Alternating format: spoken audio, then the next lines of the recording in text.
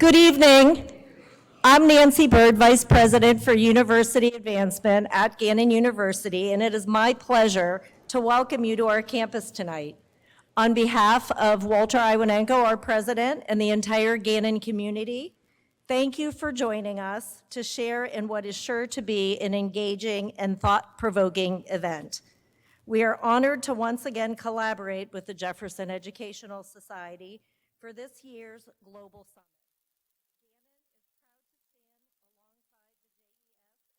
Commitment to bringing globally relevant conversations to Erie, conversations that challenge assumptions, inspire dialogue, and deepen our collective understanding of today's most pressing issues.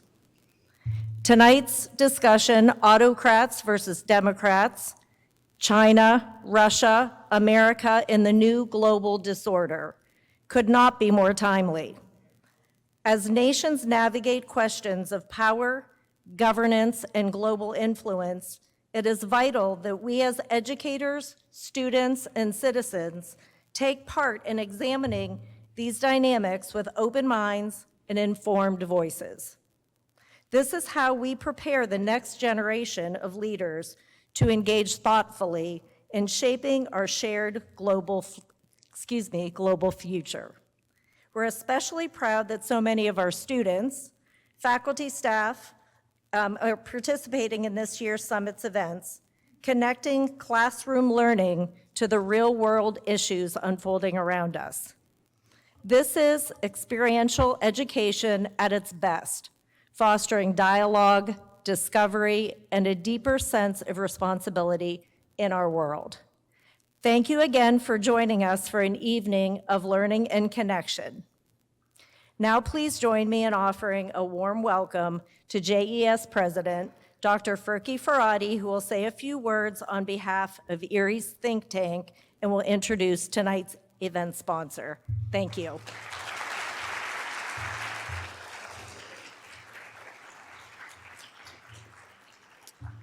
Thank you so much, Nancy. And one thing we have in common, as you as the VP of Advancement and myself, is that we are both professional beggars for our institutions, right? So thank you to you and to Dr. Ivanenko and Dr. Bloodworth and Dr. Ewing and everybody here at Gannon for opening the doors to enable us to have real intergenerational learning, which is the key to human progress. We as humans have a superpower.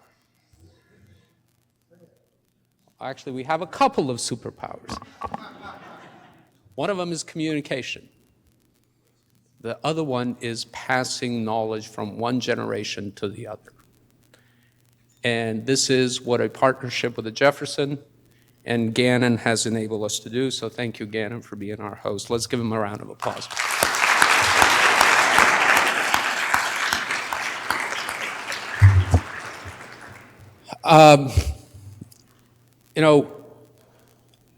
I think we have one of the best, if not the best, conference in the country. And that means so much work happens to run 22 events over 2.5-month period. So much work goes into this, and that team is the Jefferson team. They are tirelessly working on this. We want to thank them. We want to thank our volunteers. We want to thank our board of trustees who do this for the community at no pay, by the way, particularly our chairman, who gets a raise during the Global Summit from 0 to 0. We double his pay. But Dr. Gaucher, thank you for your leadership. Thank you for all you do for us.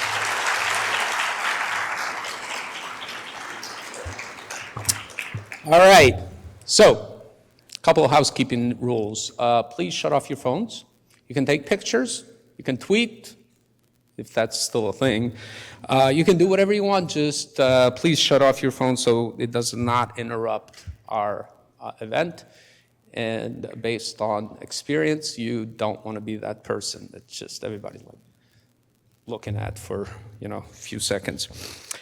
Next week, actually coming up at the Jefferson, we're just sort of coming to the climax of our sponsor, and we will pick up again tomorrow night about with All Too Clear. It will be at the Trek Center, and it's a documentary about the Great Lakes. Don't miss that. On Monday night, we have a talk, I think for one of the most transformational personalities in television history, Johnny Carson, and how he's changed the world, not only here, but what he's meant to comedy all over the world. That's going to be a wonderful talk Monday night. Tuesday night, I think it's the one that I'm looking for the most, because I like to fancy myself as a futurist. And we have one of the best futurists in the country come in here on Tuesday night, Dr. Charles Liu, who's going to be talking about what Earth and humanity is going to look like 25 years from now.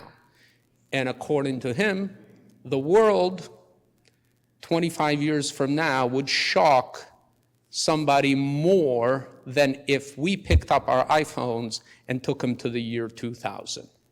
It would freak people out, right? That's how we would feel if somebody came to today's world with technology from 2050. So be here to see what the world brings to us on Tuesday night. On Thursday of next week, we have Juan Williams from Fox News talking about the new civil rights movement. And then we're going to take a pause on Friday with one of the country's best political analysts and forecasters with Larry Sabato from the University of Virginia. So it's going to be a great week next week, and then we'll take a couple of weeks off, and we'll be back here November 4th with Henry Louis Gates. So that is my job tonight. Don't miss next week. Thank you for taking part in making this Global Summit such a success, and ultimately it's you that make it a success by being here. Final thing, our sponsors. Our sponsors make it possible for us to keep our costs low and free to students for the Global Summit. We've not increased our costs for the Global Summit since 2009 when we first began, so there's no inflation at the Jefferson, and that's because of our sponsors. And nobody has been a better partner to the Jefferson Society than Logistics Plus.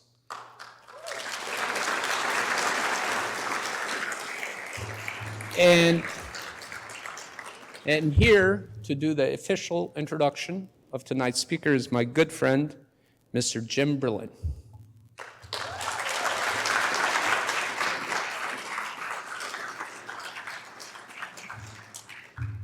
Thank you, Ferky. And honestly, I mean, this is a world-class summit. I mean, to come from Erie, Pennsylvania, and have something this nature is staggering to me, and it's a wonderful thing. You guys do a great job, so should be proud. Our guest tonight is Ambassador Michael McFaul, one of America's clearest voices on Russia and the war in Ukraine. He served as ambassador to Moscow under President Obama and now leads the Freeman Spogli Institute at Stanford. He also co-chairs the Yermak-McFaul Working Group, helping Ukraine and the West design smarter, more effective sanctions. Through my work on the G7's Ukraine Business Advisory Council, and believe me, we're like this, we're a small company with big companies there. I don't know how I got on there.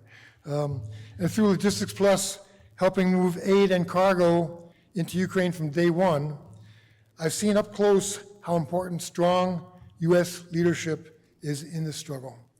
To me, this is the central fight over what kind of world we will live in. So it matters. McFaul's team is providing meaningful leadership and working to help shape the proper response to Putin's blatant aggression. Please join me in welcoming Ambassador Michael McFaul.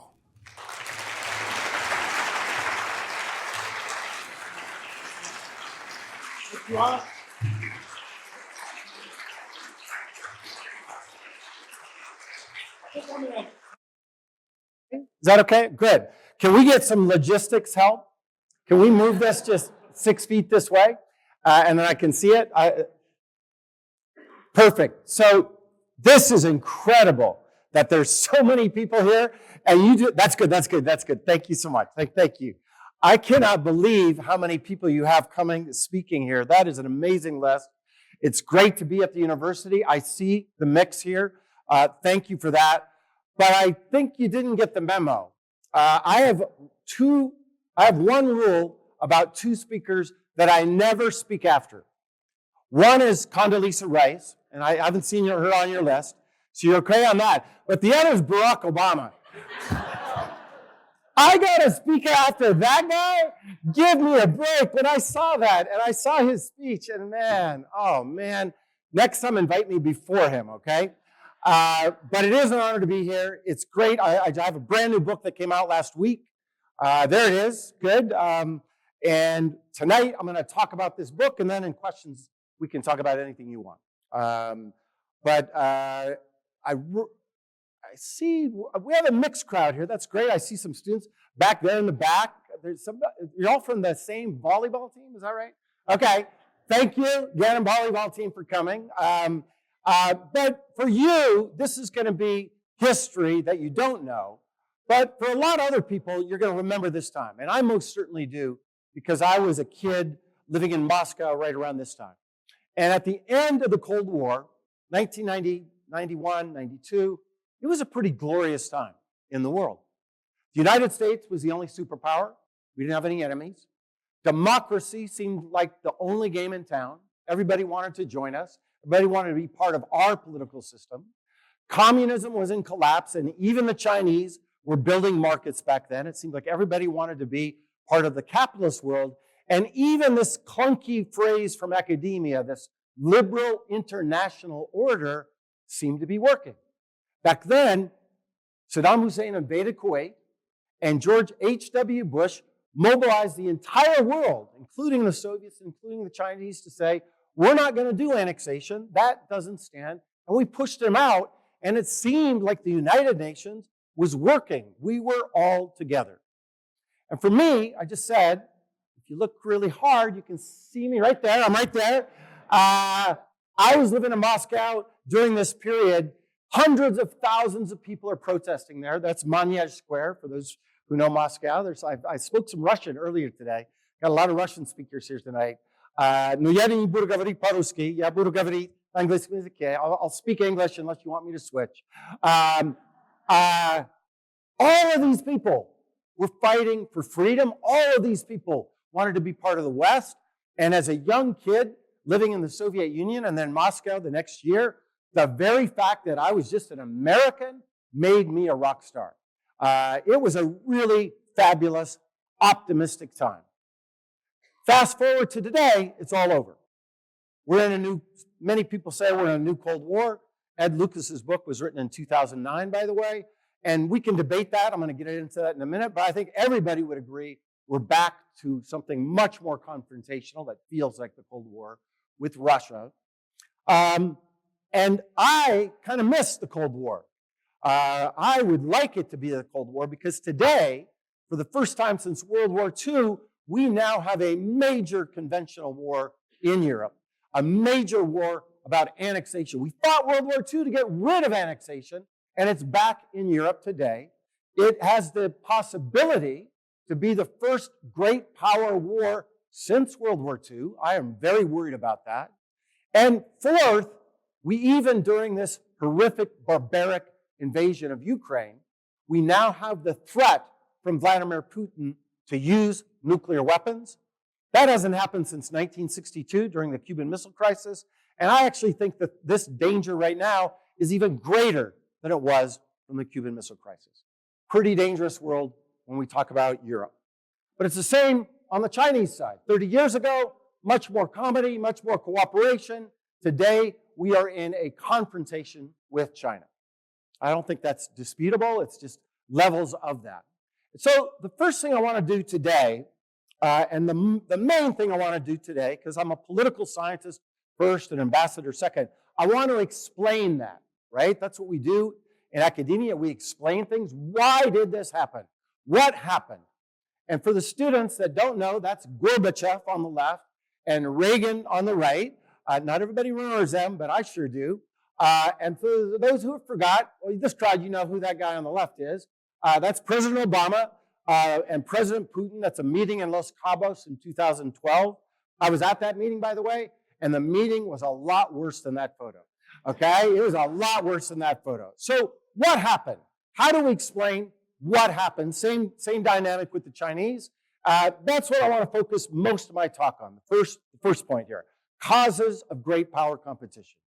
Then second, I want to look at similarities and differences with the Cold War. I think we need to get the diagnostics right if we're going to develop prescriptions for America. And I realize not everybody here is from the United States. I learned that at this fantastic reception we just had. We have students from all over the world here. But for my country, we got to learn those lessons if we're going to get this right. And then if I have time, and I'm going to make time, and you're going to let me have time, I'm going to end with some reasons of hope. All right, first, causes of great power competition. I think there are three main drivers of conflict, but also cooperation. My book begins in the 18th century. Don't be afraid. It's 500 pages long. It's not 1,000 pages long, but those initial chapters, by the way, were each 200 pages long, because I wanted to see where there were instances of cooperation in U.S.-China relations and cooperation in U.S. Russia relations, and they were there.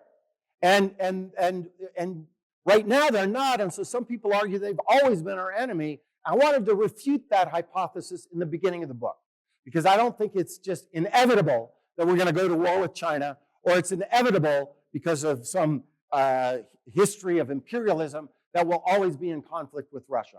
But today, these three factors, these three variables, line up in a way that have caused some conflict. First, let's start with power.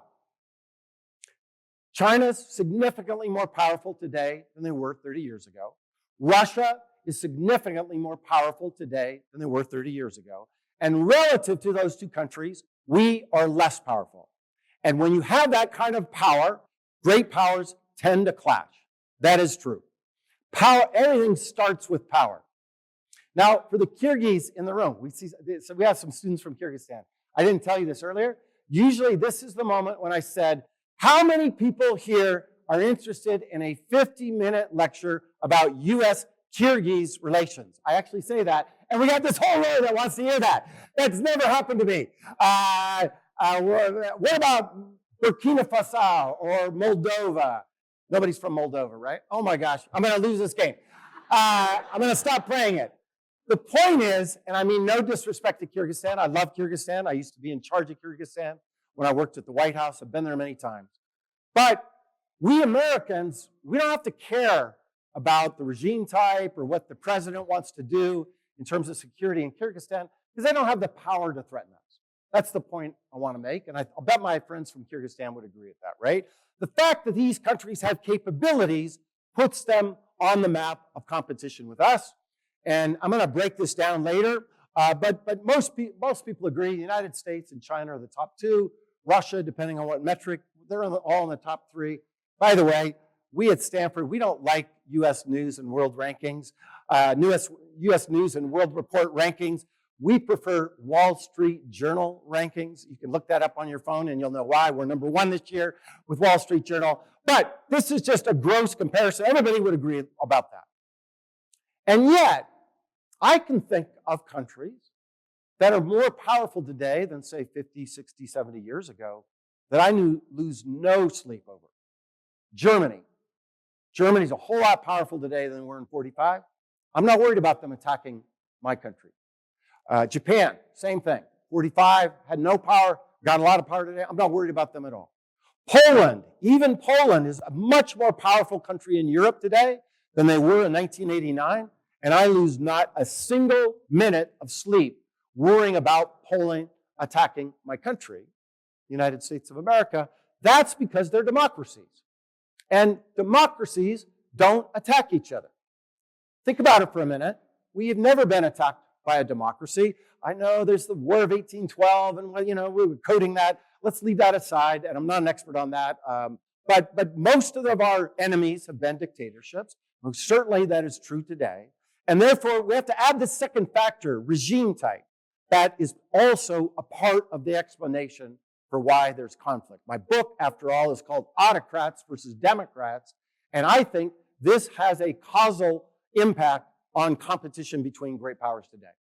China, way more autocratic today under Xi Jinping than they were before. Putin, of course, Putin and the Putin regime used to be a democracy in the 1990s. Today is an autocracy. And they are squeezing the kids in Hong Kong, and they are killing friends of mine. This is Alexei Navalny. He was a friend of mine. His daughter went to school at Stanford, by the way. They're much more autocratic. Likewise, we, the United States, are in a relative democratic decline. This is Freedom House scores. It's not my data. It starts, by the way, before Trump. This data starts before Trump. We got an uptick last year where we started to go in the right direction. I predict with a lot of certainty that Freedom House data will show us back on the curve, erosion democracy here. But it's not just in America. It's all over the world that there's been an erosion of democracy, erosion of freedom. Again, we had an uptick last year. My prediction next year for Freedom House scores will be back into this 2 decades long of democratic recession. And because we are not doing as well, and these autocracies are becoming more powerful, that's the second factor that creates a lot of tension. And at the same time, I want you to hold that thought and this thought together at the same time. Despite those trends, autocrats are still threatened by ideas about freedom, liberty, rule of law, and democracy. It's true for Putin. It's true for Xi Jinping. And I want to spend a few minutes on this. In Russia, these are revolutions that took place, peaceful revolutions against autocrats that were tied to Putin, were tied to Russia. And this threatens Vladimir Putin's legitimacy back home. In fact, he told us about it. This is the summer of 2009. It's our first trip with President Obama. I was his Russia guy at the time. And the guy went on and on and on about how many mistakes the Bush administration had made. I'll just tell you a little side story. I just joined the government in 2009, right? I just started. This was my first time that I was assigned to be the debriefer for the White House journalists that were traveling with us. You've seen SAO, senior administration official in the news in reporting sometimes. I was the SAO for this meeting. And the meeting was scheduled to go for an hour. And 55 minutes into the meeting, my guy hadn't said a single word. And I am sweating, thinking, what am I going to tell these journalists that we just listened to this lecture from Putin? It went for 4 hours. I had a lot to say. But most of it was about what I just showed you. Most of it was him lecturing us about our policies of regime change. Spent a lot of time on Iraq. And the president reminded him, he said, well, he was the prime minister at the time. He said, Prime Minister Putin, I don't know if you know this, but I was against the war in Iraq. I'm not for the war in Iraq. And by the way, Senator Obama was against the war in Iraq long before it was popular to be against the war in Iraq. And he told that to Putin. He's kind of surprised by that, by the way, because he'd never heard an American say that, right? He'd been dealing with Bush and Condi the entire time since the war till now. And we left that meeting. I could tell that Putin was thinking about, well, maybe this administration is going to be different. And then this happened. This is the Arab Spring. This is Egypt, 2011, where massive people demanded democracy against an autocrat, against Mubarak. I want to tell you, I was working at the National Security Council during these events. We had nothing to do with this. We did not foment this uprising. Mubarak was our ally, after all, at the time. That's not what Putin said. Putin's like, here it is, deep state, CIA, fomenting a revolution against autocrats. He's an autocrat, right? And he was very upset about this. And then, the same year, right, the end of the year, 2011, there was a parliamentary election in Russia. It was falsified. It was kind of, no disrespect to the Russians here, but it was falsified like what we thought of as normal elections in Russia, right? 5, 6, 7%. That's just the way it is in Putin's Russia. And I remember us having these meetings in the White House Situation Room. Nobody thought much of it. But these folks thought a lot about it. They had earned some property and owned some property. We would call them the middle class. They called themselves the creative class. And then they had smartphones. And then they used VKontakte and Twitter and Facebook to document the falsification. And then they started saying, we want free and fair elections in our country just like anybody else. In fact, you know what one of the slogans were? No taxation without representation. Have you heard of that one? That's what they yelled, because they didn't want to give their money if they didn't have representation in the parliament. And it got to 200,000 people on the streets. And for Putin, he blamed us.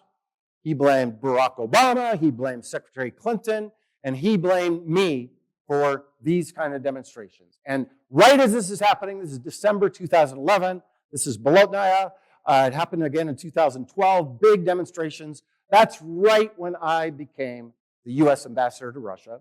As we teach at Stanford, I'm sure you teach it here, correlation is not causation, right? That is an accident that I showed up when all this was happening, but that's not the way they portrayed it. They said, aha, Obama sent McFaul to foment revolution to work with his friend, Alexei Navalny. And that's the paranoia that I want you to feel about Putin. And I kind of became the poster child for this argument in the press for the whole time I was there. And when I say poster child, I mean literally poster child. This is a calendar that they put out in 2012 with various opposition leaders of very different months throughout that time. And then it happened again. See the pattern, right? Then, 2 years later, mass mobilization for democracy, for Europe. Ukrainians call this the revolution of dignity. Putin called this a CIA coup to overthrow his ally, Viktor Yanukovych. And he was so crazy about it that he invaded in 2014. That's when he annexed Crimea. And he tried to do all kinds of things to undermine the democracy there, including the democratically elected president of Ukraine, President Zelensky. And when he couldn't crush it, he decided to invade again. And let me just take 2 minutes on this, because I can tell there's some folks that did a lot of great work for Ukraine. I want to thank you, sir, for what you guys did. So I'm going to take a little bit more time on this. I'll go faster over China. So there's a big argument in my world about whether NATO expansion caused Putin to invade. I think that's utter nonsense. I don't think that had anything to do with it. And in questions, we can dig into that if you're interested. It's democratic expansion that threatens Putin. And I'm going to tell you 2 anecdotes to make the story clear. First, do you mind being Vice President Biden? It's not a partisan thing. I don't care who you voted for. All right? And I'm not going to do all the theatrics. I'm talking too much. But we're in a meeting with, I'm Putin, you're Biden, okay? And usually I'd sit, and Putin's got this weird way of sitting. He never blinks, by the way. I don't know how he does it when he wants to make a point. And he's done that to me a few times when he accused me of fomenting revolution. I had sweat pouring all over my face. But in this meeting, it's with Biden. And at one point, we're arguing about Georgia. He says, you know what your problem is? He points at the vice president. He said, you look at us. And he went like this. And we have the same color of the skin. And so, because we look like you, you think that we think like you. But we don't. We're different. We другая for our Russian speakers, right? And it's like, whoa, this is intense. And what he was trying to say to the vice president, and what he says to his people every single day, is that Russia's not part of the liberal, decadent, LGBT West. We are a separate civilization. We are separate. We do things differently than Europe. We need a strong hand. We need czars because we are a different civilization. That's the argument he makes. That's his main argument for his legitimacy back home. But you know the other thing he says? And I've heard him say it. I've been in the meetings with him. He says that Ukrainians are just Russians with accents. They're not a real nation. You know, you guys have different accents than we have in Montana. We're just all, we're all the same. It was the Bolsheviks, the horrible Bolsheviks that divided Ukraine from Russia back in 1917, and then it was America back in 1991 when the Soviet Union collapsed. But my mission is just to bring the Slavic nation together. It's one of the arguments he made for invading Ukraine in 2022. But if Ukrainians are practicing democracy, which they are in my view, and they're practicing free markets, which they are compared to what's happening in Russia, that undermines Putin's argument back home for how he rules Russia. And that's why the Ukrainians are such a threat to him.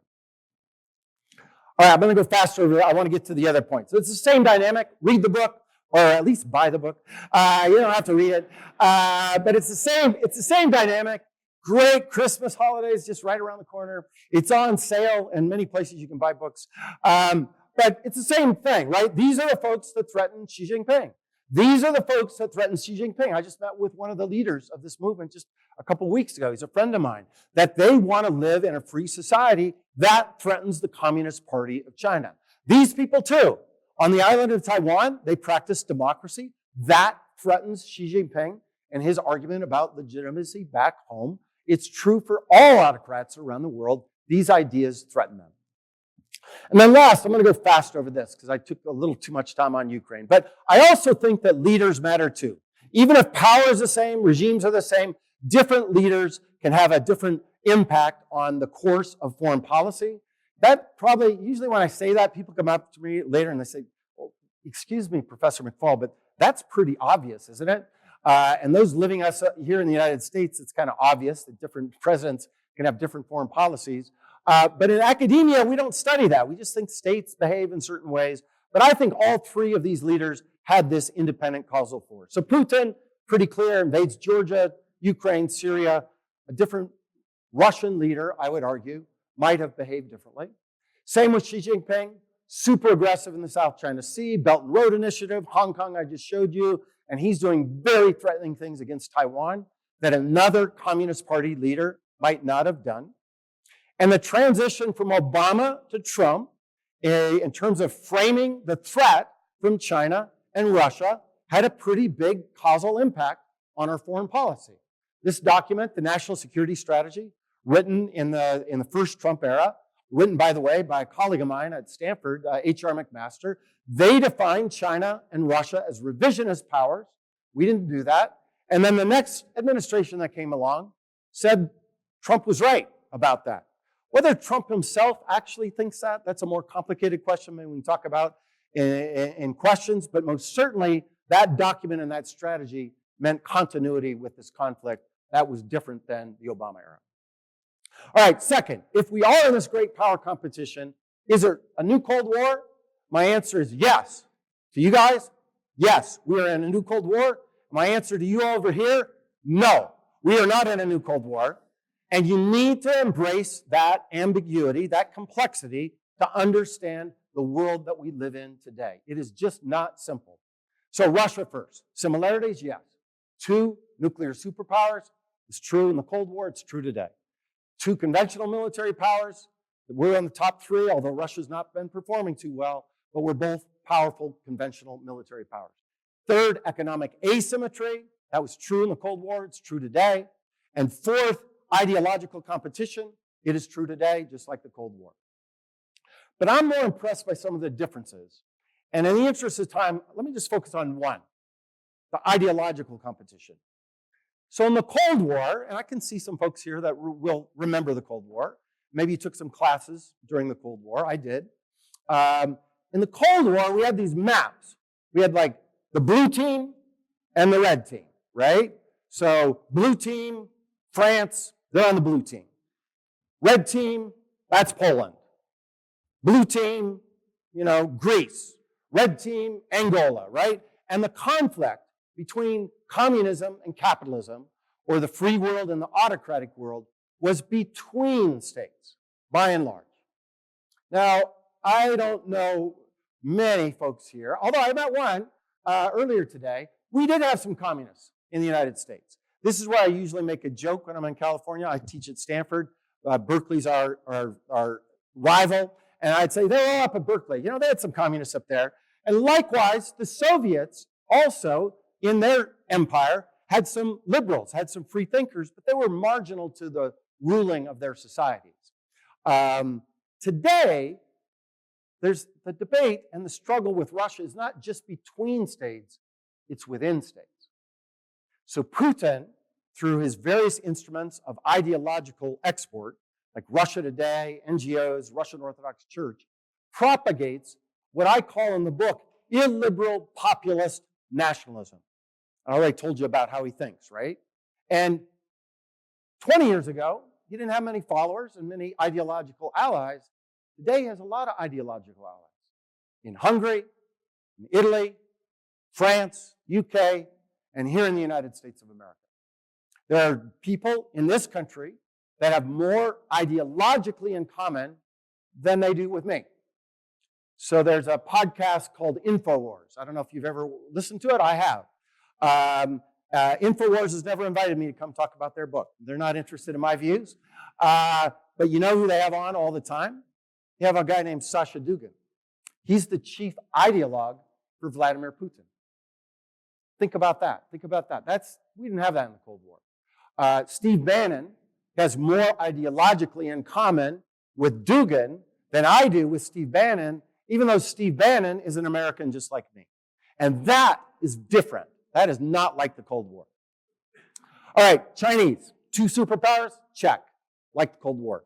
2 different regime types? Check. Just like the Cold War. Ideological competition between autocrats and Democrats all over the world, just not in Asia? Check. Just like it was during the Soviet period, during the Cold War. And fourth, I predict in the book, tragically, this is going to last for a long time, just like the Cold War did too. And yet, I'm also more impressed by the differences. And I'm not going to take, this is a complicated slide. Let me just highlight 2 or 3 in the interest of time. The first one's the most important. During the Cold War, the Soviets had their economy and their bloc. We had our bloc. That's not true today. Our economies are highly intertwined. And it's not just chips, like you read about. It's not just airplanes. Do you know where the second largest number of Starbucks coffee cafes are in the world? China. Now, there weren't any Starbucks or there weren't any McDonald's in the Soviet Union. That came in 1990. That came much later. That's different. Moreover, the Chinese economy is intertwined in the whole world. So if we think we're going to go it alone and build up walls and break away, the rest of the world might not come with us. That's different, and that demands different prescriptive policies, therefore. Second, yes, I already said it's an ideological contest with China, but it's not like the Cold War. It is not as intense as it was during the Cold War. Chinese are not overthrowing free societies. They are not fomenting revolution in the developed world. They're supporting autocracies in power. They do not have the same aggressive policies that the Soviets had during the Cold War. This is probably one of the most contentious arguments I make in my book. A lot of very smart people disagree with me. But when I hear politicians and academics say China is an existential threat to the United States of America, you can go Google that and find that. It took me a long time to learn what that word meant, by the way. As a kid at Stanford, it's a mouthful. Ontological is another one I still haven't quite figured out what that means. But existential means threat to your existence. That's literally what the word means. China is not a threat to the existence of the United States of America. At least I didn't find any empirical data to support that hypothesis. And what I worry about is if we frame it that way, we're going to make some mistakes like we did during the Cold War. All right, another big difference. These guys are together. The Chinese and the Russians were apart during the Cold War. This is another big challenge for us today. All right, third point. Oh, we're doing okay. I'm going to finish before 8 easily. Maybe even 7:55. I'm not going to spend as much time on these two, but they're very important to me. So if it is like the Cold War, and I just showed you that it is like the Cold War, I think we should learn some of the lessons from the Cold War to develop a better strategy if this thing's going to last for decades, like I predict in my book it's going to last. And so we don't need to learn our mistakes so that we don't repeat them, emulate our successes, and then realize some of the things that have nothing to do with the Cold War. And if you add that metaphor to our current time, it's going to get us in trouble. All right, mistakes. When I was ambassador, I got to coach third grade basketball. My son was the star of the team. It's easy to be the star when you come from America, where the sport in the winter is basketball, to a country where the sport in the winter is hockey, right? And he was a superstar, man. Oh my God, he was so good. His name's Luke. We took over a team that was 0-8, and Luke joined the team, and they won. They never lost another game. Our play was pass the ball to Luke and everybody get out of the way. And all of the Russians on the team, they was like, oh, he's a ball hog. No, he's not a ball hog. Give him the ball. And 50% of the time that Luke tried to pass the ball, it would be a turnover. So that was our play. But if Luke got 3 fouls in the second quarter, we had to sit him down. That was a mistake. That was a mistake. And that would cause us troubles. But if we won the game, everybody forgot that Luke had 3 fouls and had to sit down in the second quarter. And that's a little bit the analogy I see happening in our country today with this Cold War. Yeah, we won. I think the Ukrainians and the Poles, Hungarians, Estonians, Lithuanians had a lot to do with taking down Soviet and communist dictatorships as well. But we were on the winning side. And yet, despite that, we made some big mistakes that I worry that we might make again today. I'm actually quite worried about these mistakes. So threat misperception, overestimating the threat abroad, as we did with the Soviets, and looking for enemies from within. We don't need to repeat that mistake to prevail in this new great power competition. Second, overreach. Different parts in the Cold War, we thought we had to contain communism everywhere, and that meant we fought wars in Vietnam. We armed these guerrillas in Angola because we thought if there's communism in Angola, it's going to be bad for our security. And I think in retrospect, those were big mistakes. This notion of global containment, we didn't have to do. And third, if you were a thug during the Cold War, all you had to do is say, I'm anti-communist, and suddenly, oftentimes, you're a friend of the United States. The worst one on there is apartheid South Africa. I mean, think about that for a minute. They were our allies, folks, during the Cold War. We didn't need to have them as our allies to win the Cold War. And some of the thugs around the world today, in the name of containing China, we're inching towards that similar kind of mistake. That worries me a lot. But we also did some really smart things. Allies, most important thing we did. We built up strong allies in Europe and in Asia, and those allies helped us to deter our enemies. Really vital then, will be vital for the 21st century as well. Second, prosperity. Our economy outperformed the Soviet economy. West German economy outperformed the East German economy. And because of that, Reagan gave a fantastic speech in 1987 where he said, Mr. Gorbachev, tear down this wall. That was powerful, and that inspired people. But you know what really inspired people to cross through the Brandenburg Gate and go to West Germany? Prosperity. They wanted to live in rich West Germany, not poor East Germany. Vital cause for why we won the Cold War. Third, promoting democracy. Now, I already hinted at this. Sometimes we were hypocrites about that. Sometimes we supported guys like Pinochet in Chile, right? I think those were mistakes. But we also invested in instruments to promote ideas of liberty and freedom and democracy. Things like the Voice of America, Radio Free Europe, U.S. Agency for International Development, that was created by Kennedy in '61, the height of the Cold War. National Endowment for Democracy, that was an idea of Ronald Reagan's. And I think these were instruments that helped us in this ideological competition prevail. And then fourth, soft power, just like American stuff. Like, you know, I knew this as a kid in the Soviet Union. This was the most powerful stuff that we had. The most important thing I had, and I traded it away, was a cassette, I'm that old, of Led Zeppelin.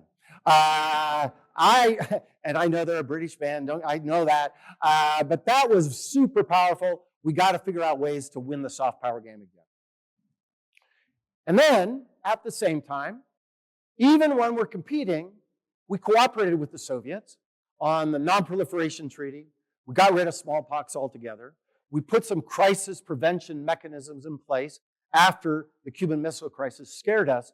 These are really important successes from the Cold War that especially in dealing with the Chinese today, we got to do again. So how are we doing? How's the Trump administration doing? I give them a B. And at Stanford, that's a failing grade. Just so you know, we have a lot of grade inflation. I shouldn't have said that. It's going to get me in trouble. They're doing I think we're doing some things right? So strong economy. Our economy is strong. I worry about it in the long run. We'll talk about it in questions. There's some things we're doing to damage it. But we need that. We need that to keep going. Second, tragically, but necessarily, I think we have to spend $1 trillion on defense because our adversaries are doing that.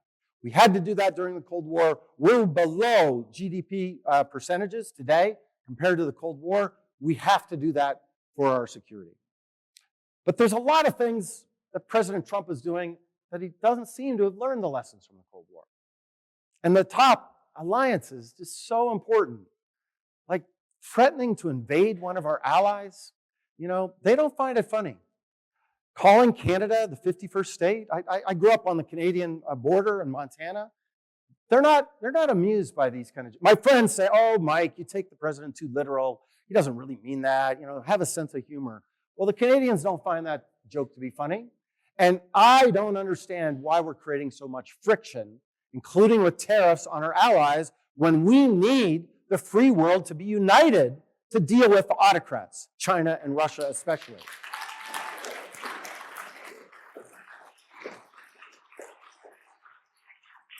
Second, global capitalism. We made huge mistakes, and I write about all of them in the book. We let the Chinese in too fast into the WTO. That had very adverse consequences for our country, including your state, including this part of the country. That was a mistake. I write about that. But the solution to that mistake is not to dream that we're going to go back to the 50s and we're going to have those same kind of jobs like my grandfather had in Wisconsin in a factory. That is not the right strategy.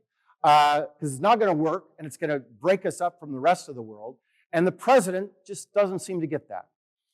Third, soft power retreat. We're doing unilateral disarmament right now. USAID, they just blew it up overnight. Elon Musk blew it up overnight. Let me tell you, folks, the Chinese didn't blow up their economic assistance program, their Belt and Road Initiative, destroying Voice of America right now. Radio Free Europe, Radio Free Asia, we're destroying. I'm going to tell you, Russia Today, their budgets are going up. CGTN, the Chinese international media organization, their budgets are going up. We're reducing our diplomats. We're firing diplomats, including a lot of former colleagues of mine and former students of mine, Russians and Chinese. They're not doing that. That, to me, these are big mistakes that we have to get right if we're going to compete effectively with the Chinese and Russians. And I worry about some of these mistakes in the future, but we'll come back to that in questions. Two more things I worry about, and then I promised you hope. Yep, I got time for hope. Two other things we didn't have during the Cold War that are about us, not about these other countries. Isolationism. First Trump administration, they pulled out of a lot of agreements. I think these were mistakes. I believe being in these organizations made us better off. He disagreed. His administration disagreed. But you know what? Most Americans agreed with him, not me. Most Americans during our last election said we should focus more here at home, not on foreign policy. And I just told you that I think it was important to support democratic ideas abroad, right? I think that helped us win the Cold War. Well, guess what? Only 18% of Americans agree with me. That's different. That's a different situation we have to deal with here at home. And my mission, in fact, to write this book is to fight and to talk about these arguments to make these numbers move in a different direction. Second, polarization. You probably can't see that, but half are standing, half are not. I don't need to tell this audience. There's deep polarization in our society right now, and it's hurting us in terms of dealing with our enemies abroad. We had some polarization in the 60s and early 70s, that's true, but nothing like today. And the center is just being gutted right now. There's just like no space for centrists like me or my Republican colleague here. You can read what she says, Condoleezza Rice. This makes it hard to compete with China and Russia when we are not united here at home. And in many ways, the biggest threat to our country and our security is not China and Russia. It's this degree of polarization that just makes me sick. And I wish we could, and I have some ideas in the book for how to get out of it, but it scares me more than anything that the Chinese or Russians are doing in the world today. All right, that's the downer news. All right, but I promise you hope. I promise you hope. I have some hope. Having said all that, I'd still rather be on team democracy than team autocracy. And I'm going to give you some data, and I'm going to give you some normative things just about me personally. All right? Reasons for hope. Military power. We still are a great power when it comes to nuclear weapons. That's a good thing. That helps to keep the peace and keeps us safe. We still have more allies than the red team does. And they got some problems, by the way, between them. But we still, if we are united, I'd rather be on team blue than team red. And if when you add up all of our military power together, we grossly outpace the autocrats in the world. I'd rather be on blue team than red team when it comes to military power. Likewise, economic power, I'd rather be on team blue than team red. GDP, I'll get to GDP per capita in a minute. China has grown fantastically well. That's real. We've never seen this kind of economic growth in recorded human history. Fantastic. They're catching up. They are definitely catching up, and we should be concerned about that. But if we add up everybody together, 9 of the 10 largest economies in the world are still democracies. If we're all together, we have more economic power than they do. And just a few other data points on this. GDP per capita, we're way ahead. We're up near the top. China and Russia are in the 50s, mid-50s.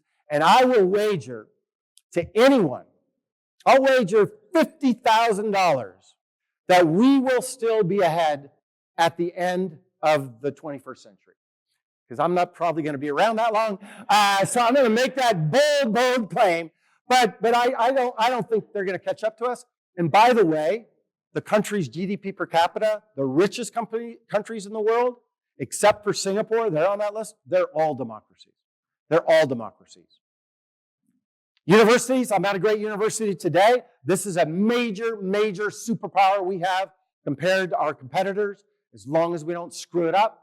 We need to keep investing in them, but this is a big strength that the free world has that the autocratic world does not. Companies, we still, there are too many tech companies on the top of this list for my taste, but we still, when you look at the valuation of companies globally, we still dominate, the United States does, and collectively we still dominate the Chinese and the Russians. And then I showed you the graph of China growing, but I want to remind you that they grew because they became more like us. They grew because they introduced market reform. They didn't grow because they became more communist. And right now, Xi Jinping is making them more communist. He's doing more state intervention in the economy, which I think will slow down their growth. I actually worry about that in our country as well. I don't like a lot of state intervention. I like competition. But they're doing it in a way that I think will not allow them to continue to grow. And then finally, ideational power. I agree with another conservative. I don't know if you've noticed, I've had 2 conservatives and 1 Democrat in my slide deck, right? But I agree with this guy who basically said, you can read it, democracy, horrible system of government, except for all that have been tried before it.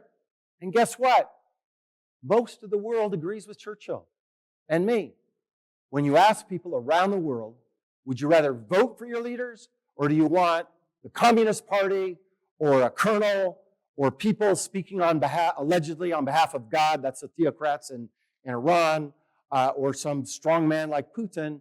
The vast majority of people are still on our side of this ideological debate.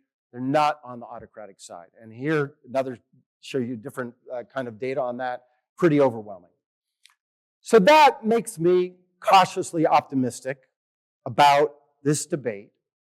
And I have 2 more arguments about why I'm optimistic. We've been here before. 1930s, we got down to 12 democracies. We recovered from that. Got really red back then, folks. It got really red back then. Looked like back then, everybody thought it's either fascism or communism. And people like me, who believed in liberal democracy, we were the minority. We were like the past. You know, these old guys from Stanford talking about this stuff. It's one of these two ideologies. That turned out not to be true. They happened to get in the 70s.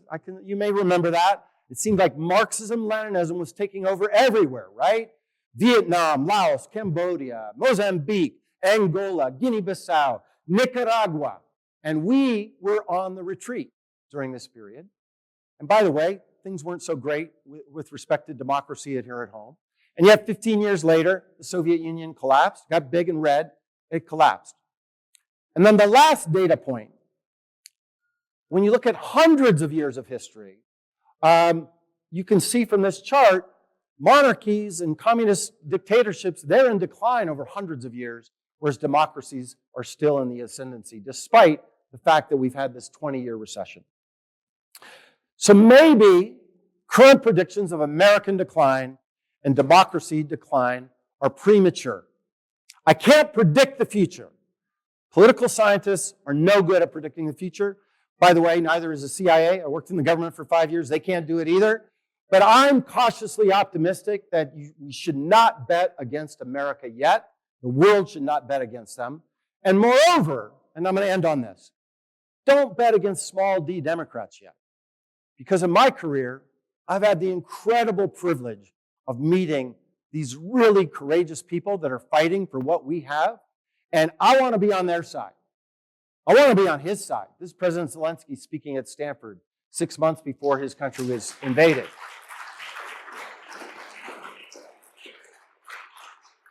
I want to be with the Ukrainians. I don't want to be with Putin. I want to be on her side, Svetlana Tsikhanouskaya, leading the opposition to the dictatorship in Belarus. And I want to be on the side of all small d Democrats. Yeah, she's a fantastic woman. Yeah, I appreciate you doing that. All of these people in this photo are fighting for democracy in various places around the world, and I have the privilege to get to know these people and interact with them in my life, and nothing, you spend 3 weeks with this crew, you are inspired that our ideas are better, and these people are better, and so in the fight between autocrats and Democrats, I'm firmly on the side of the Democrats. Thank you very much. Thank you.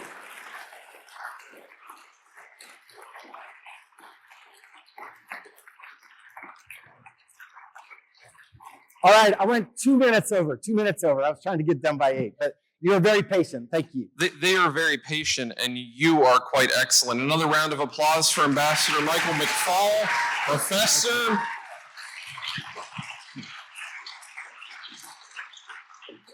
So first, of course, I have to say your Substack is fantastic. I can't recommend it enough. Information here on the screen. Do go follow, subscribe. And it's free. Subscribe. It is free.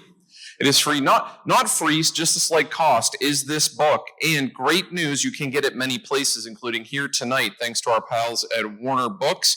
And in fact, the ambassador will be available to sign them afterwards. I think you mentioned holidays around the corner. These are great gifts for you, for others. So do pick up a copy. I want to go back to the why. We started with the history. In the 1800s, you wanted to lay the context. And you did joke that, it's not 1,000 pages, it's 500, but it was nearly 1,200 when you started. You read my Substack, 1,200 pages. So 6,000 footnotes, just so you know. It's down to, I think, 1,000. So I did a lot of the hard work to make it easier to read. Why this book? Why now? And why get it down to 500 pages? Oh. Well, that's a great question to start with. It took me a long time to write this book. I've been working on this book for several years. I've written 9 books. This is my 9th book. It's also my last. I'm done with this. This book almost killed me. And I was going to make a joke about my marriage. I'm told I can't do that. But my wife doesn't want me to write any more books either, because that means a lot of Saturdays and Sundays I'm working when I should be doing other things. But there were 3, because it took so long, the motivations changed over time, to answer your question more sincerely. So the first time, back in 2015, I spent the summer in Beijing. And back then, there was a debate that integration and globalization would lead to modernization, economic modernization in countries like China and then they would become democratic. And I was skeptical of that hypothesis because I'd written a lot about the communist world in Eastern Europe, where it wasn't an evolution, it was a revolutionary break, right? 89, 91. And so I wanted to see, well, do the arguments I know in Europe apply to China? But then I didn't finish that book. Then the time moved on. Then the next twist was when we had this, and I talked about it in my lecture tonight, there became this debate in our country about new Cold War after President Trump was reelected.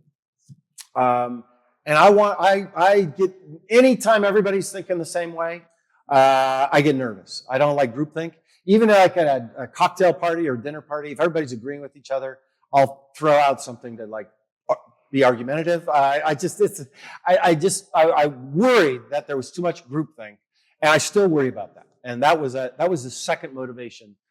And I didn't. And it's not that we don't have things that are like the Cold War. It's just that some things are similar, some things are different. We should embrace both of those. But the biggest reason I wrote the book, starting in the first Trump administration, and now I had a few weeks to update it right before it went to press after the second Trump administration. In my world, there's three big debates amongst foreign policy folks and academics. Isolationism versus engagement. Unilateralism versus multilateralism. And should we promote democracy or should we not? And the first thing I say in my classes at Stanford when I teach this is these debates are not between the Republican Party and the Democratic Party. For most of our history, they're mostly within parties, okay? So that last one, should we promote democracy or not? Reagan said yes. Nixon said no. They're both in the Republican Party. And I could go through the list. And I try to, that's the first thing I want to say. Set aside what you think about Democrats and Republicans. These are within these parties, not between them. But that changed in the Trump administration. And especially the second Trump administration, where he is an isolationist versus engagement. He's a unilateralist, not a multilateralist, and he's becoming more and more unilateralist, I would say. And regarding democracy or not, he doesn't divide the world autocrats versus Democrats like I do. He divides the world as strong leaders and weak leaders, and he likes the strong leaders, irrespective of whether they're Democrats or autocrats. And I just think for the long run, that strategy will not advance our interests, our security, our prosperity, and our values. So the real reason I wrote the book is to have an argument that this is a book not written for next year. This is a book written for decades, because we're going to be having this debate for many, many decades. That's why I wrote the book. It's also why I'm here. Can I say something about that? Yes. So when I was thinking about where I want to go to talk about this book, I spend a lot of time on the coast, but I think foreign policy elites, Condi Rice and me talking together as we do often at Stanford campus, we had that debate and we just thought the American people would just go along with our wisdom. And that's not true. And we stopped talking to the American people about these things. And the flyover states, right? You hear that phrase? I hate that phrase. I'm from Montana, just so everybody knows. I have relatives in Wisconsin and Michigan. And when I hear these elites talk, and their Republicans are just as elite as Democrats, don't believe that they aren't. I know all of them. And I think we lost this debate. And so part of my mission, now that the book is out, is I want to go to as many places as I can that I don't normally go to have the opportunity to make my case. So thank you for inviting me. That's why I'm here.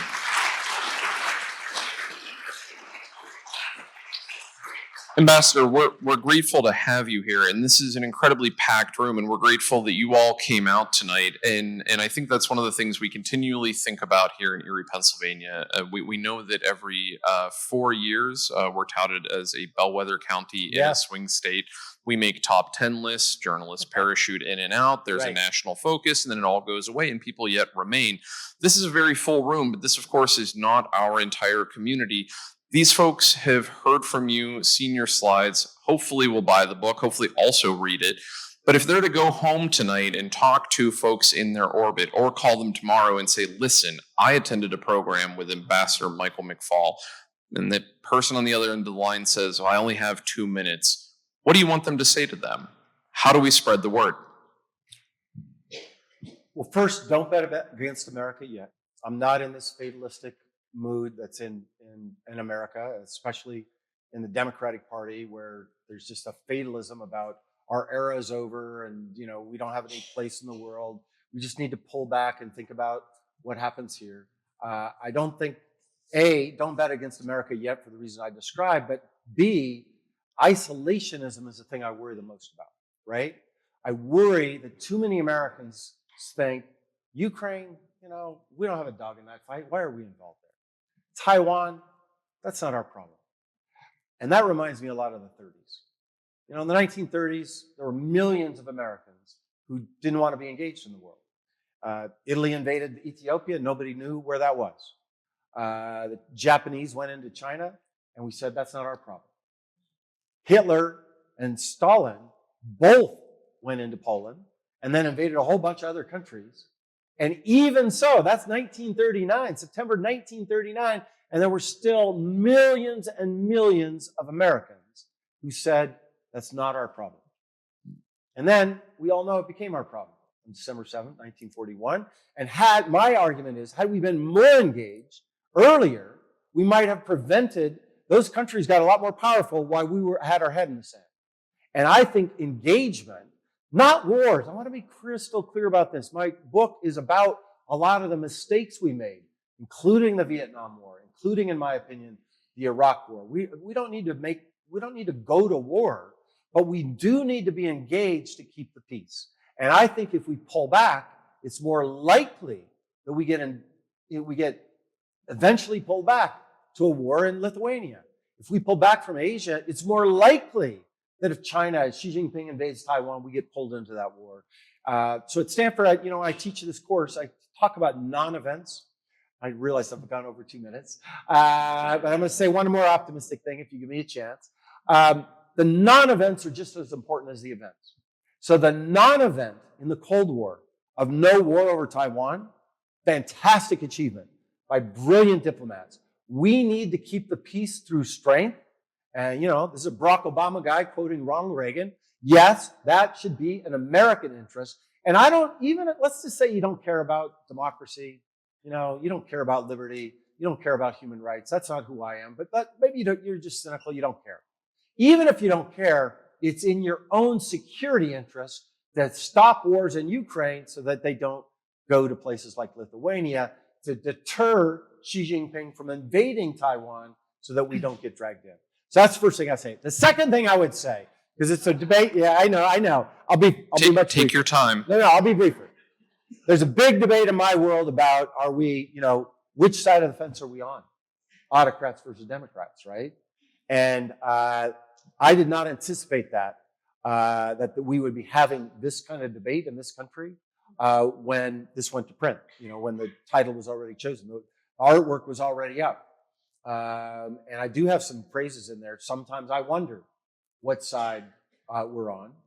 The president, from time to time, has some autocratic proclivities, in my view. I'm a diplomat.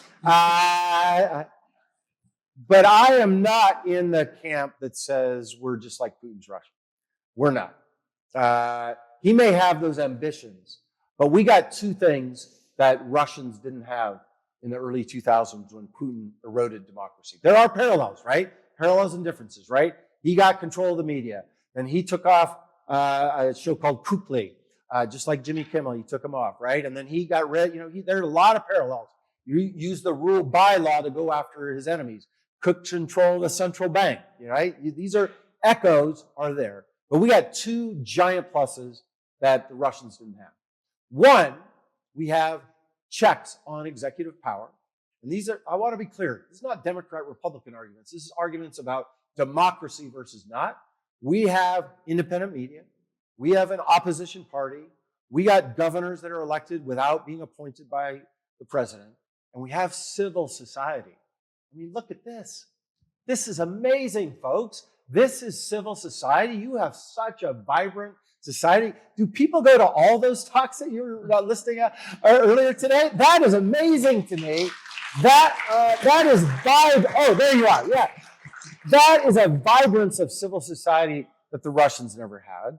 And the second thing we have that they didn't, they'd only had a few years of democracy. We've had 250 years.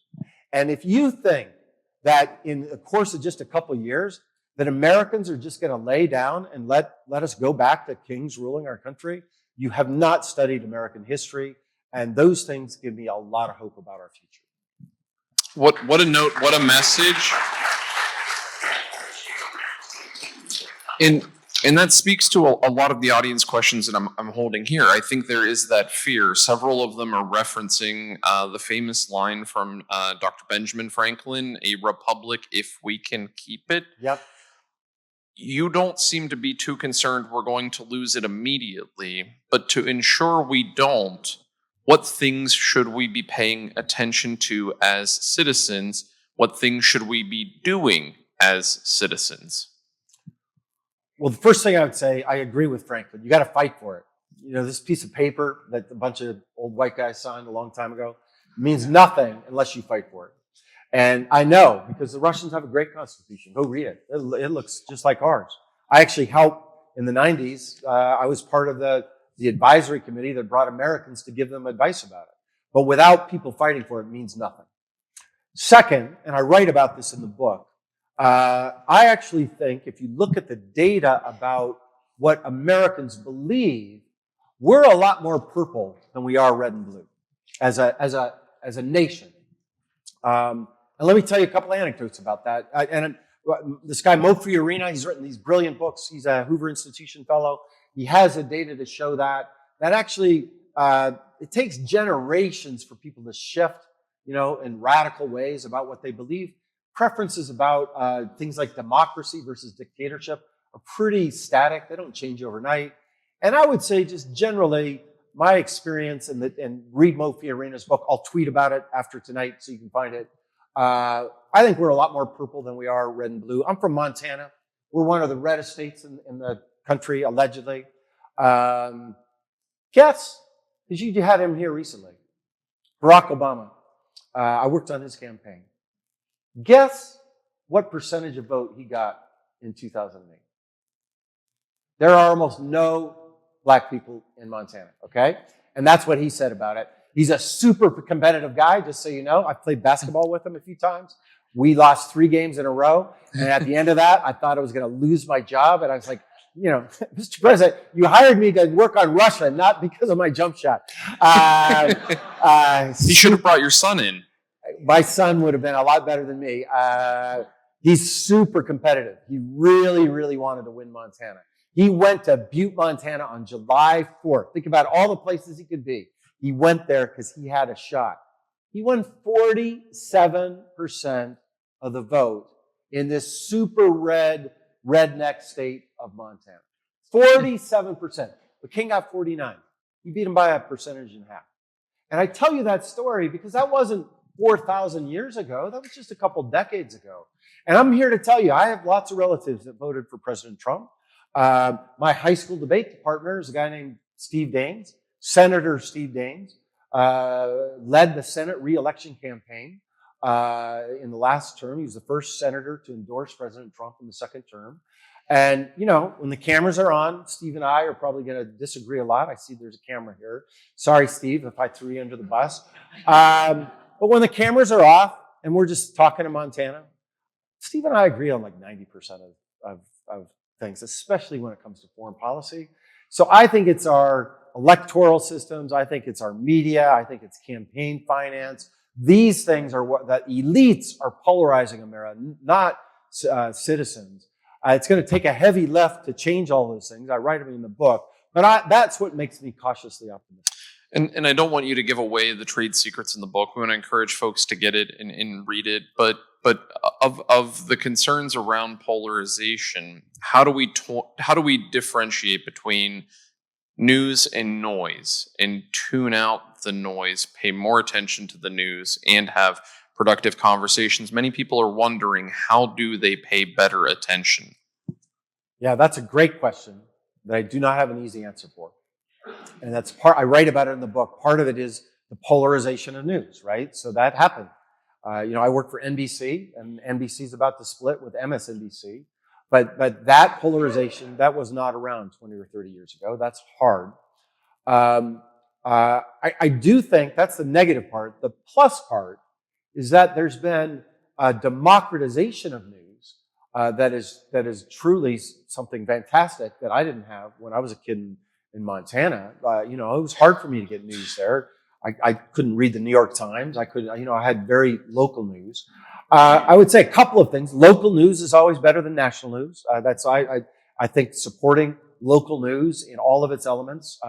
It's closer to their communities, and so they can't say stupid stuff on TV and then walk and just hang out with their friends.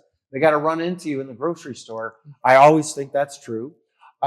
Second, you mentioned Substack. There is lots of ways to get your news now that we didn't have 30 years ago, so it's not all negative. But the other thing, and I don't mean this to sound partisan, but we got to have leaders that stop pushing the polarization buttons. I'm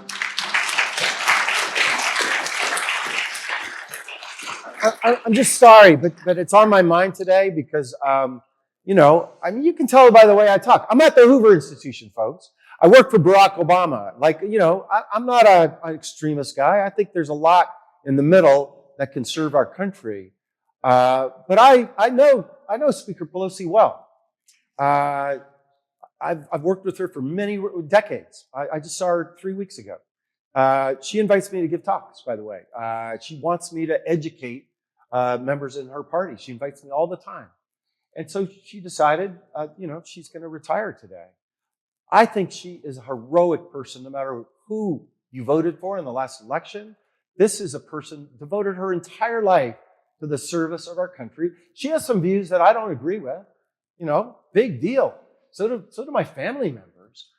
And yet, the President of the United States had a chance on national news to say something nice about this heroic American, and he chose not to do it. He chose to say she was a really bad person or something. And I'm sorry, but that's part of the polarization. This equivalency stuff, Barack Obama would have never said that. John McCain would have never said that. Ronald Reagan would have never said that. George Bush would have never said that. We have got to have better leaders.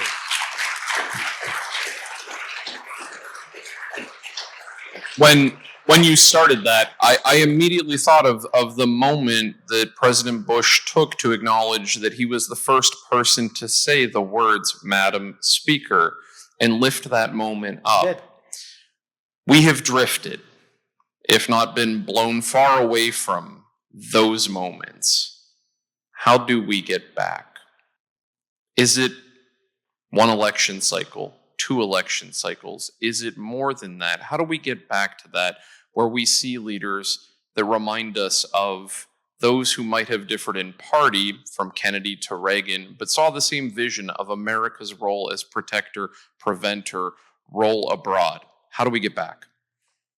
Well, first, I just criticize the president, but I also want to be clear. He's an extremely talented politician. I think he's been underestimated for his whole life, and he's actually got some good ideas. Not a lot, in my view. But I think it's not, I call it like I see it. That he ended the war in Gaza and got the hostages out.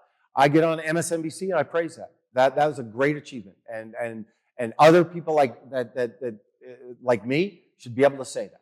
I applaud what President Trump is doing in trying to end the war in Ukraine. I don't think his strategy is the one to achieve it.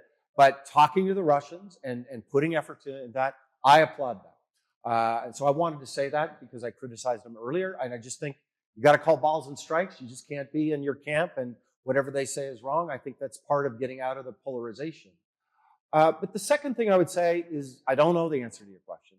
I don't know. I'm not really an expert. I know a whole lot more about Russia and China than I do about America in terms of domestic politics.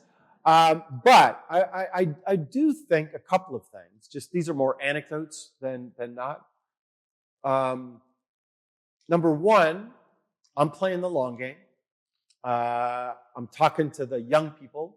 I teach at Stanford, and I want to do anything, anytime I can, to speak to young people, to remind them that it wasn't always this way. It can be different.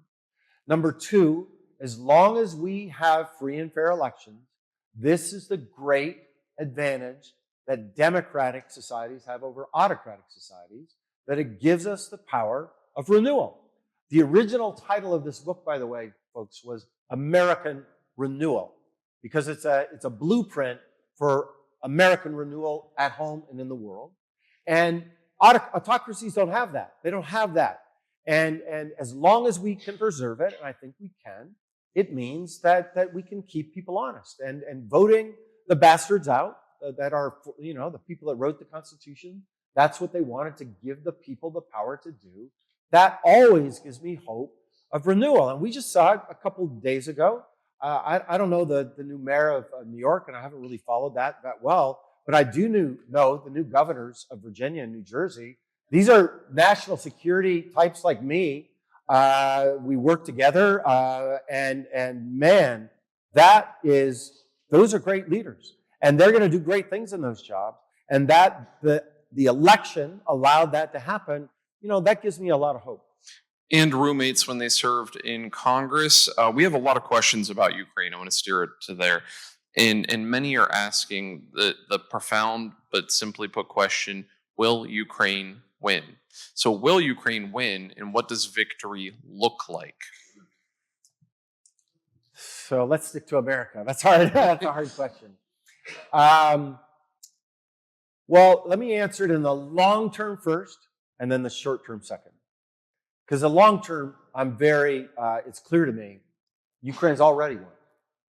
Ukraine was invaded by the third most powerful army in the world.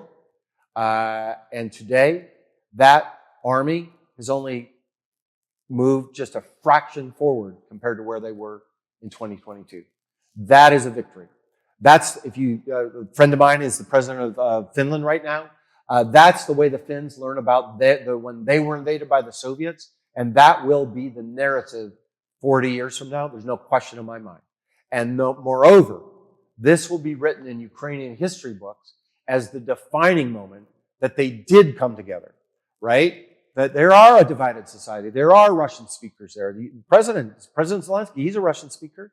When we toured the campus at Stanford, when he came to see me there, we spoke Russian. That's his first tongue. And there are those divisions. But now, because of this horrific, barbaric, illegitimate, unnecessary invasion that Putin has launched, Ukrainians are united, and it's not so cool to speak Russian anymore. People have learned. That I know to be true. What I don't know is, in the short run, how many more Ukrainians have to die to get to that victory.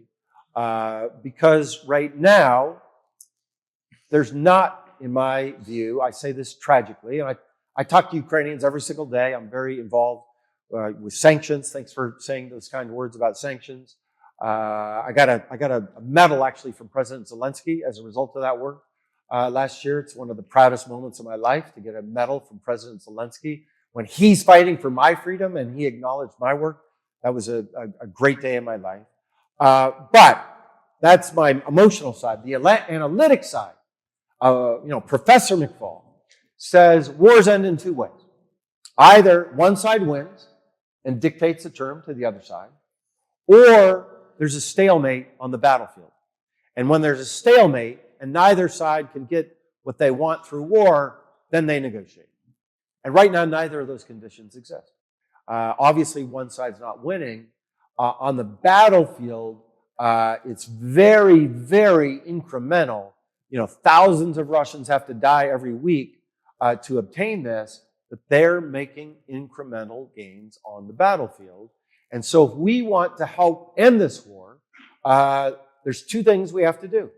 We have to give them more and better weapons to create that stalemate on the battlefield, and we have to implement greater and better sanctions and then enforce them to squeeze the Russian economy so they can't keep funding the war.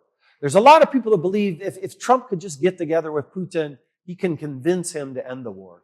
And I just don't think he's a convincible guy. I've dealt with the guy. I've negotiated with them. And so instead of focusing on the argument that will convince him, focus on the capabilities that will take away his freedom of action. And so tragically, but necessarily, we have to do that. And I want to say one other thing about this with the Trump administration. I get that the president is changing his mind a little bit. I see glimmers of hope. That's a good sign for me, because for a long time, Putin was his best buddy for about 10 years. That's a good sign. But I am embarrassed by the fact that we are now making money. Our companies are making money off of the war in Ukraine because the president has said our allies can sell them weapons, but we're not providing weapons. I just think that's morally wrong. I believe in burden sharing, just like the president does, and we should be sharing the burden of helping these people fight back this imperial dictatorship. And you know what? On this one, the American people are with me. They're not with the president. Polling is crystal clear on that with regard to supporting Ukraine and about, buddying up with Putin.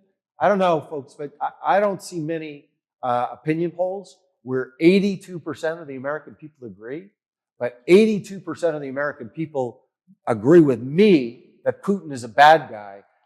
President Trump, I think, is out of step with the American people on this one. And speaking of Putin, as someone who has been in the same room with him, yes, what do we misunderstand about him from the average person perspective? What do we need to know better about him as we continue to deal with Russia? That's a great question. These are all great questions. These are from the audience, right? They're brilliant. They make my job easy. These are great questions. So I've known Vladimir Putin for a long time. We met in 1991. So we go way back. We are not Facebook friends. We are not buddies. He put me on the sanctions list in 2014, and then he wanted to arrest me in 2018. So, we're not friendly these days. But what I would say, when I was in the government, and I hear echoes of this with the Trump administration still today, I used to hear a lot of really senior people sitting in the White House Situation Room. Never President Obama, by the way, but other people sitting at that table when I was a backbencher that would say, Putin, he's just a transactional leader. We can do deals with him. He just, he wants money, he wants this, that. We can do deals with him. We just make deals with him. I think that's the biggest misconception about Putin today. He was different 25 years ago, but he's different today. Putin is motivated by ideas. He's motivated by the things I talked about in my book, in the talk, but he's also motivated by wanting his place in history. I told you what the Ukrainian history books are going to be like in 50 years. And I'm going to keep working out and try to keep alive so I can see if I'm right about that or not. And you bet us $50,000 at some point, too. I do. I'm with that. I'm sticking with that. But what Putin wants in the history books 50 years from now is to be compared to Peter the Great and Catherine the Great, those that expanded the Russian Empire. And when you're dealing with ideological people, they do irrational things. They do stupid things. I agree with Alexei Navalny, who, by the way, also said some stupid things about Chechens and Ukrainians. He made some mistakes, and I argued with him about that, and he matured. But Navalny, his autobiography that his family published after he was killed is called Patriot. That's the title of it.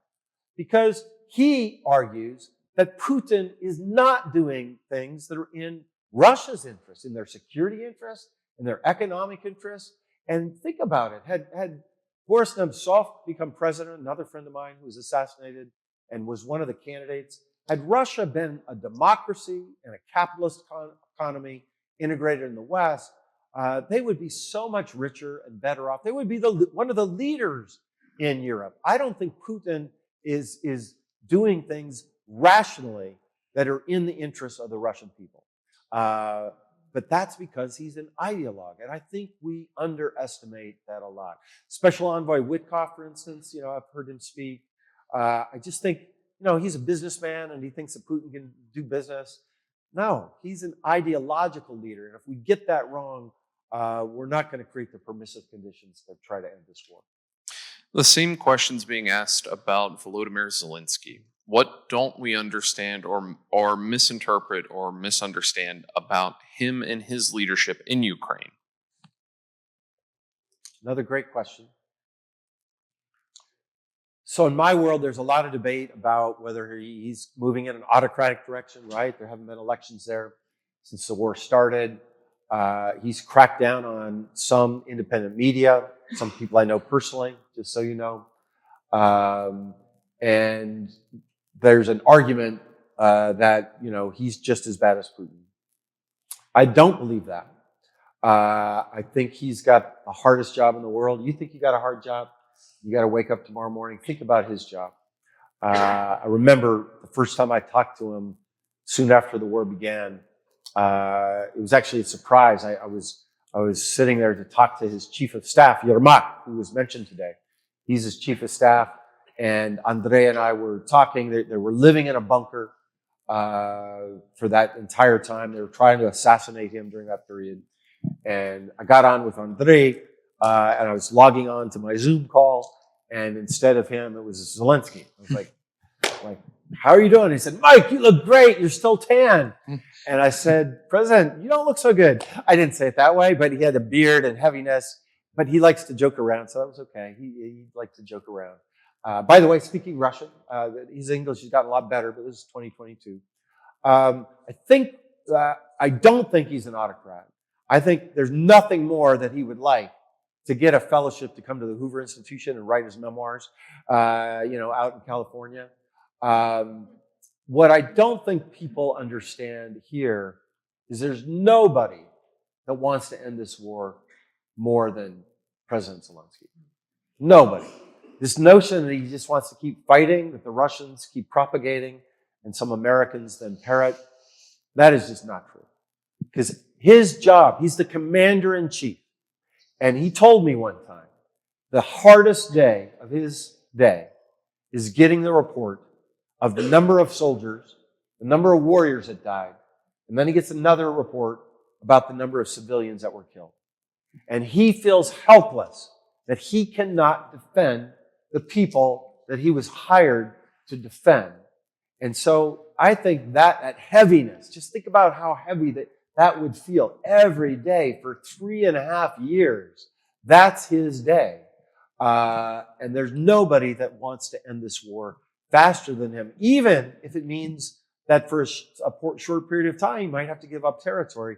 I think that's one of the things that people don't understand. He really wants to end this war. Appreciate that insight, Ambassador McFaul, and so many other points that you were able to cover tonight. Obviously, so much that we can't get to up against the clock. One of the things I can stay all night. No, I'm just kidding. All right, everybody, kick your shoes off. We're here to stay.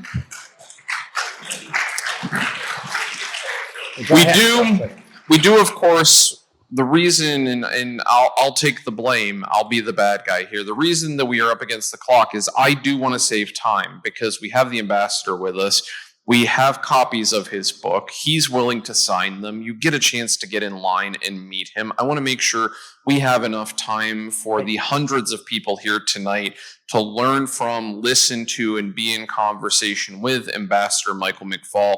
I want to ask one last question, and I'm going to give you a moment to think on it as I go through a few more notes. One of the things that did stand out to me in this book is that, one, of course, the details, the history, your ability to look at current threats, past threats, and evaluate them. But there was a line that stood out to me, and you talked about renewal already. But that line really spoke to me. Renewal in America is not only possible, but history suggests it is probable.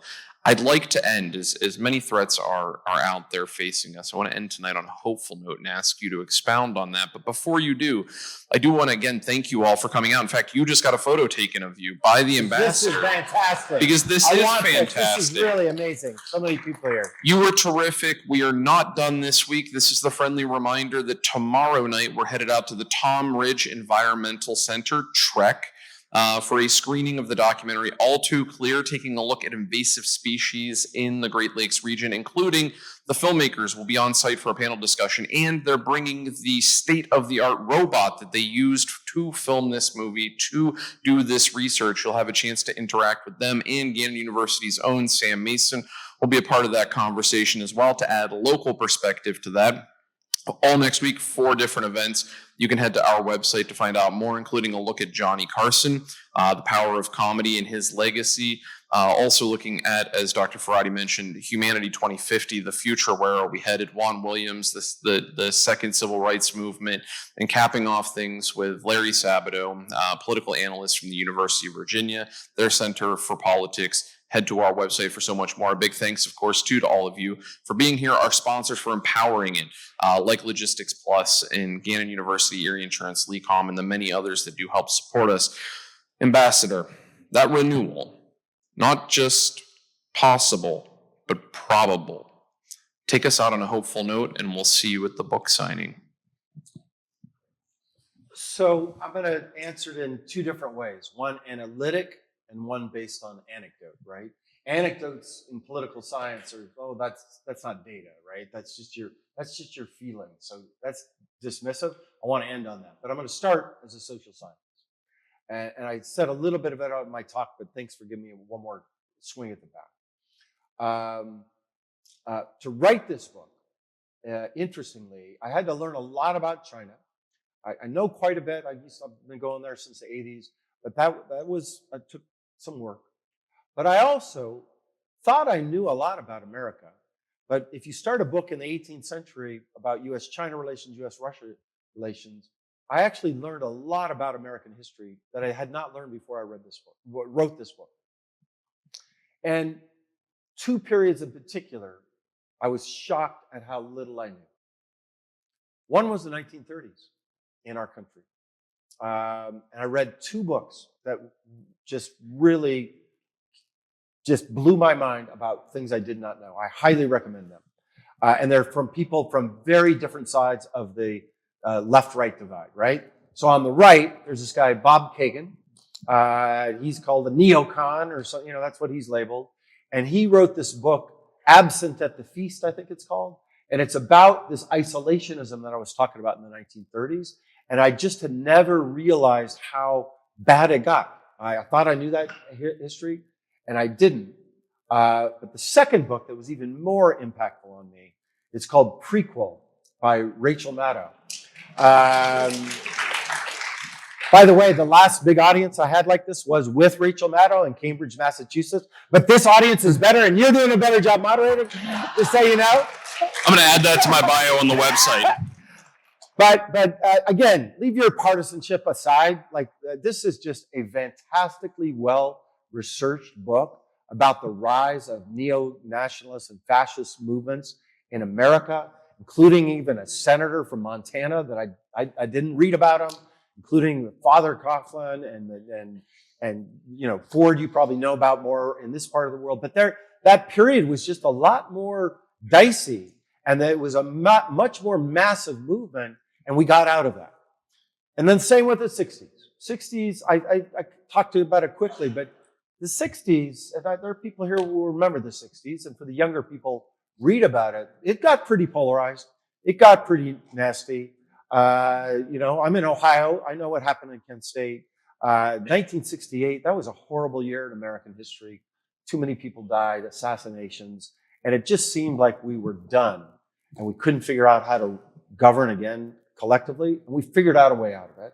So that's the optimism about, if we got out of it then, this is not as bad as either of those 2 periods in my view. That makes me optimistic. But I'm going to end with just on personal stuff. 2 things. One, I live on campus at Stanford University. Every year, people that look like the folks back there come to our campus. It feels like, I feel like I never age, right? It's just everybody where I live is between 18 and 22 years old. And it's like, oh, I must be 27 then. When I first started teaching at Stanford. And nothing gives me more, and by the way, I shouldn't say this, Ron, there's a camera pointing at me. I'll say it anyway. I prefer teaching undergraduates rather than graduates at this stage of my life because they're willing to wrestle with, their brains are fresh, they're willing to engage. I have all of my classes set up as debates, by the way. You have to debate, and it gets a little dicey sometimes, but there's nothing that gives me more hope than interacting with young people, and the privilege to do that every single day. It is fantastic. But the thing that gives me most hope is just right here. I go to places I've never been. I've never been to Erie, Pennsylvania. And I think, are there going to be 7 people there or 15? And then people show up like this, and people ask these incredible questions. Americans are engaged in our country. They're engaged in our country's place in the world. And if you want hope, come to places like this and look at the people who are engaged. You can't be pessimistic about America through organizations, universities, and people like you. So you give me hope.